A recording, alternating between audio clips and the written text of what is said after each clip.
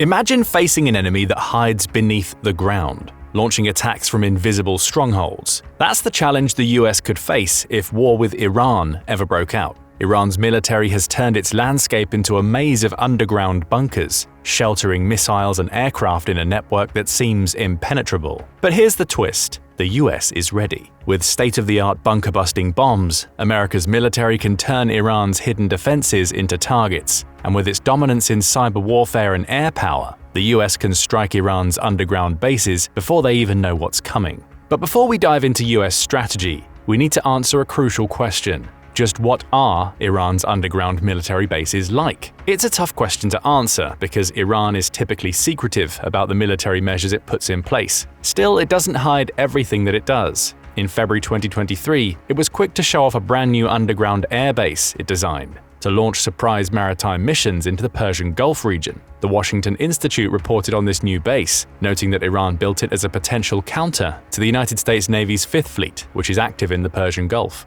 Named Oghab 44 Hybrid Tactical Air Base, it's located around 75 miles northwest of Bandar Abbas in Iran's Hormozgan province. This base is a concrete monstrosity, built surprisingly inland given its naval purpose, but with the ability to overlook key shipping routes that track through the Strait of Hormuz and the Persian Gulf. Iran calls this a hybrid base. Its reasoning, according to the Washington Institute, is that the base will house both manned and unmanned aerial assets. In other words, Iran has created an underground military base it can use to launch its ever-growing drone army. Iran has invested heavily in drone production. The Iran Primer says it has a roster of over 20 types of drones, each with their own purposes. Those include kamikaze drones, such as the Shahed 136, which is capable of carrying a 100-pound explosive and has become a favorite of Russia when it carries out aerial strikes against Ukraine. Iran also has a large roster of combat and surveillance drones capable of traveling much further than its kamikaze drones. The Shahed 149, for example, can travel up to 1,240 miles, while carrying up to 1,100 pounds of ammunition or electronic equipment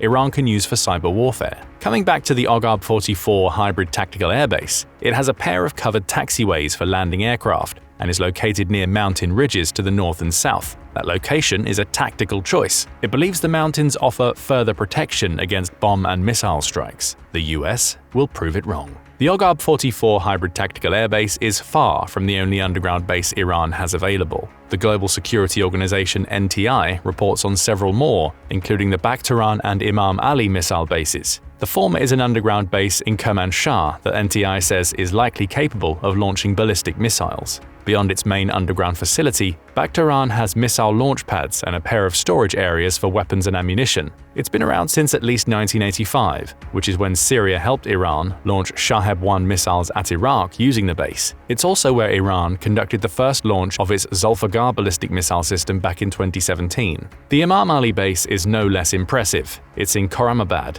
and is essentially an underground network of bunkers that are home to at least 15 of Iran's Shahab-3 missiles. Like Bakhtaran, Imam Ali has a storage facility and a missile launch facility into which NTI says Iran occasionally deploys mobile erector launchers.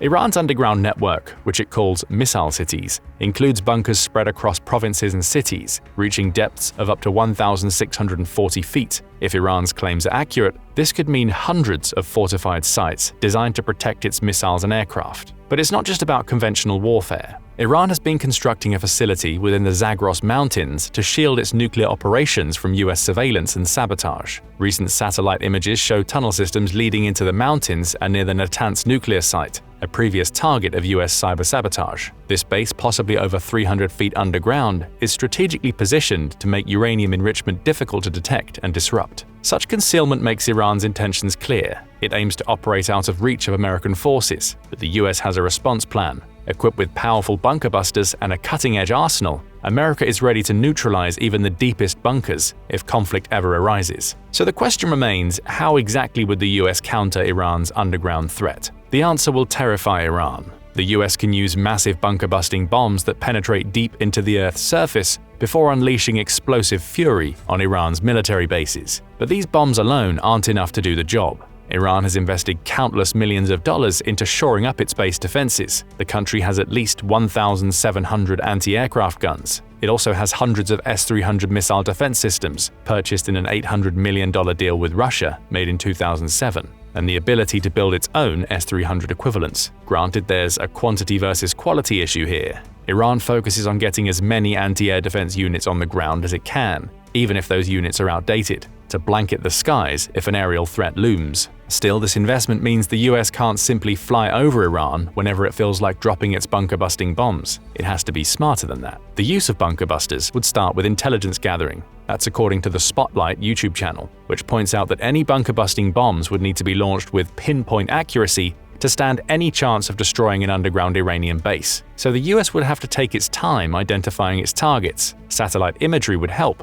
We've already seen how images taken from space show what's going on near the Natanz nuclear site, but those images can only show potential entrances and the activities of workers moving in and out of Iran's bases. Iran's clever use of decoys is also a problem. It often ships mobile missile launch platforms to areas that have no underground bases, just to trick observers into thinking that a base is present. The idea is to force constant questioning over its intentions. Is there really a base in that location, or is Iran trying to prompt the US into wasting a bunker buster on an unused patch of land? The US has equipment to help with this surveillance. Chief among this equipment, beyond its satellites, is the RQ-4 Global Hawk remotely piloted aircraft. Decked out with a sensor suite that allows it to gather info on moving targets, imagery, and signals intelligence, this impressive drone can travel up to 356.5 miles per hour. It has a range of 12,300 nautical miles and can climb to a maximum ceiling of 60,000 feet. None of that makes it impossible for Iran to spot it in flight, but climbing so high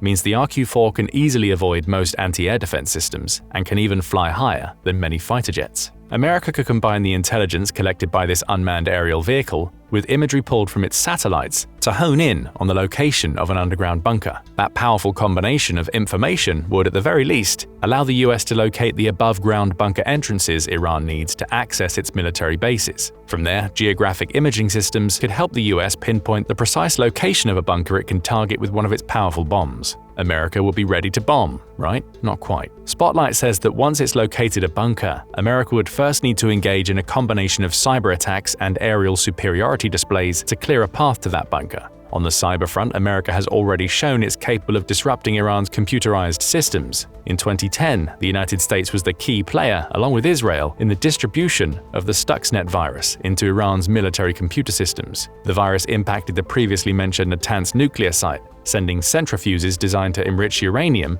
out of control. It's possible the US may have also been involved in using the Flamer virus to similarly cripple Iran's military computer systems. That sort of cyber warfare would prove essential in taking out an underground Iranian base using a bunker-busting bomb. A similar attack to Stuxnet, targeted at the Iranian command's communication and control systems, could disrupt the country's anti-air defenses and make it difficult to send messages to an underground base. That disruption, even if it only lasted for a few minutes, would be the window of opportunity the US needs to unleash a bunker buster. But it would need more. Aerial superiority is also essential to the bunker-busting bomb plan. With the ability to put Iranian military control in the dark about what's happening with its bases asserted, the US would need to establish a pocket of air superiority over the intended target. Why? Well, we mentioned earlier that Iran has massive volumes of anti-air defense systems. Even with cyber attacks affecting the country's digital systems, there's no guarantee that the likes of its S-300 surface-to-air missile launchers won't be able to fire at a bomber aircraft. Those defenses need to be suppressed. The same goes for the missiles and drones Iran produces in extremely high quantities. If its underground bases come under attack, you can guarantee that Iran would launch targeted strikes with its heady combination of weaponry. It's already showcased its capabilities with multiple strikes on Israel since Hamas's October 2023 terrorist attack. Its October 2024 strike on Israel alone used over 180 missiles and a huge number of drones, all weapons Iran could turn against an aircraft carrying a bunker-buster bomb. What's America's solution to this problem? Spotlight suggests a combination of the F-22 Raptor and the F-35 Lightning. Both are stealthy multi-role fighter jets capable of flying over Iranian airspace without being detected by radars. The US could use these jets to carry out targeted strikes on Iranian anti-air defenses surrounding an underground bunker, while its cyber attacks prevent proper communication. Even the US Navy could get involved, claims Spotlight. Tomahawk missiles launched from American ships in the Persian Gulf could also target Iranian air defense systems, drastically reducing Iran's ability to target an incoming bomber. The idea would be to fill the skies with missiles to distract anti-air systems away from the real target, while using those very missiles to destroy Iranian defenses near a bunker. Add drones into the mix, the US is as capable of producing kamikaze drones as Iran, and you get a blanket approach to establishing air superiority that would clear the way for a bombing run. Does that sound unrealistic? If it does, then just know that the US is already preparing by sending F-22 Raptors into the Middle East. That's according to no less than the US Central Command, which posted on X in August 2024 to herald the arrival of F-22s near Iran as part of what it calls America's force posture changes in the region. It specifically mentioned Iran and its proxies, indicating that the F-22s are arriving to mitigate the possibility of regional escalation. Is that the real reason? Or has the US sent F-22s into the Middle East because it knows it'll need them if it ever decided to unleash its terrifying bunker-buster bombs? About a dozen of these F-22s arrived in the Middle East from America's Alaskan Elmendorf-Richardson Joint Base, making a more than 5,600 nautical mile trek that included stops in the UK and various locations in the Mediterranean. The US also used tanker aircraft, which are special aerial refueling planes, to keep its F-22s topped up during their voyage. The point of all this is simple. The US has a combined cyber and aerial superiority plan that will allow it to unleash its bunker-busting bombs. It's also not afraid to let Iran know that it's prepared to unleash that plan at any time. But now it's time to get to the main event, the bombs themselves. With aerial superiority established and cyber attacks wreaking havoc on Iranian communications, the US would have its pick of two extremely powerful bombs that can easily destroy an underground military base. The first of these is the GBU-57 Massive Ordnance Penetrator, or MOP. Designed specifically to destroy weapons of mass destruction hidden in what the US Air Force calls well-protected facilities, the GBU-57 is a bomb with massive penetrative power. The Conversation even points out that the US specifically developed the bomb during a time of heightened tension with Iran in 2013. Back then, the bomb was supposed to be able to destroy the nuclear facility at Fordow that, like so many other Iranian military facilities, is nestled deep underground. The MOP weighs a staggering 15 tons, with the casing accounting for around half of that weight. Each bomb has an explosive charge weighing at least 5,300 pounds. It's a 20-foot-long bomb that can penetrate up to 200 feet of reinforced concrete thanks to the heavy casing. That's enough to plow through the concrete protection installed in most of Iran's underground bunkers. It's a versatile bomb too.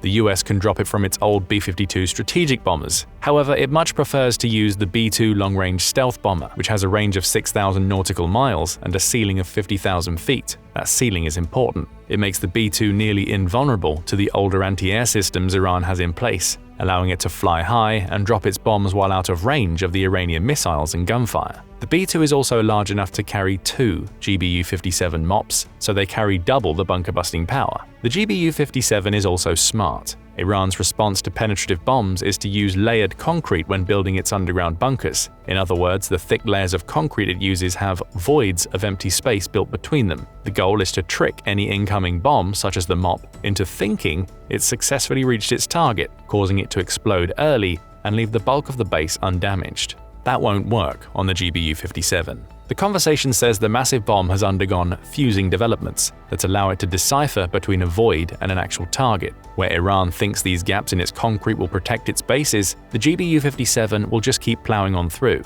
Global Security adds to this, stating that the bomb operates with a delayed fuse to get around the void issue. It'll dig as deep as it needs to go, ensuring maximum destruction is wrought on the underground command facilities and missile bunkers that dot the Iranian landscape. The GBU-57 is a massive and powerfully penetrative bomb, and it's not the only bunker buster the US has at its disposal. Enter the GBU-72. Developed around 6 years after the GBU-57, the GBU-72 is a smaller bomb weighing 5,000 pounds. That still makes it a devastating weapon, just one that has less explosive power than its much larger cousin. The bomb is an upgrade over the old GBU-28, which the US used for similar bunker-busting purposes during Operation Desert Storm and its later invasion of Iraq. According to the US Air Force, the GBU-72 was developed using modeling and simulation techniques designed to increase its lethality compared to the older variant. That advanced modeling led to a bomb that uses a modified version of the GBU-31B's tail kit, meaning the GBU-72 has a GPS-assisted inertial navigation system that guides it toward its target. Add to that a pair of long fins, one attached to each side of the bomb near its bottom, and you get a weapon that can glide to its target after being dropped from a height of at least 35,000 feet.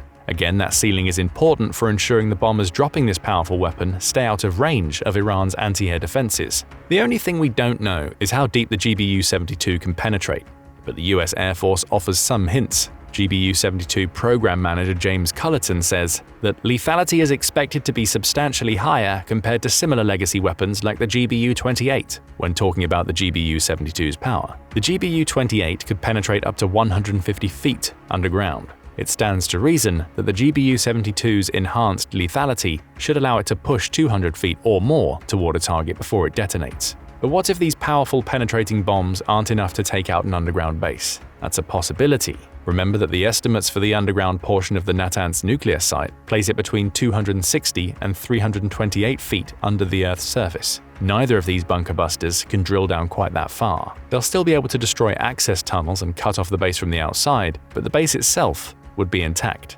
albeit far less usable. Well, the US could always go nuclear. The B-61-12 bomb is America's last resort if its more conventional bunker busters can't get the job done, according to Spotlight. Production on this 12-foot and 825-pound nuclear weapon began in 1968, though the most recent version was developed in 2020. The US has also undertaken a refitting program that will update the older versions of the bomb at the cost of $7.6 billion.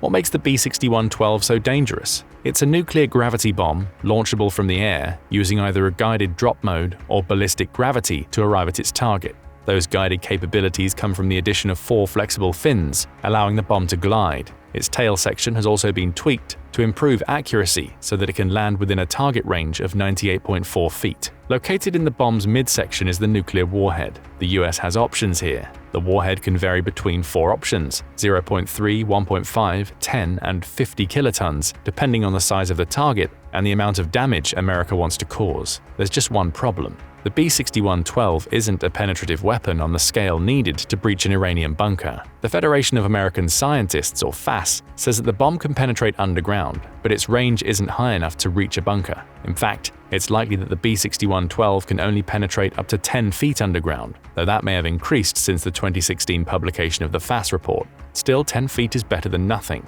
and the US could combine its conventional bunker busters with the B-61-12 to devastate an Iranian target. Imagine a GBU-57 penetrating deep and blowing a massive hole in the earth, into which the US then drops a B-61-12, and you get the idea. Using the B-61-12 will be a controversial last resort for the US, but it's an option that it has tucked away in its arsenal. Regardless, it's clear that America has a plan for Iran's underground bunkers. A combination of cyber warfare to cripple communication systems and the establishment of air superiority over targets to confuse and destroy anti-air systems would just be the start. Once the path is clear, the bunker busters would drop and Iran's underground bases would crumble into rubble. Iran is terrified of America's bunker busters. But what do you think about these bombs and the likely strategy the US would follow when using them? Would the bunker busters be enough to devastate Iran's war machine if it ever went to war with the US? Share your thoughts in the comments, and thank you for watching the video. Now go and check out how the US would obliterate Iran in war, hour by hour, or click this other video instead.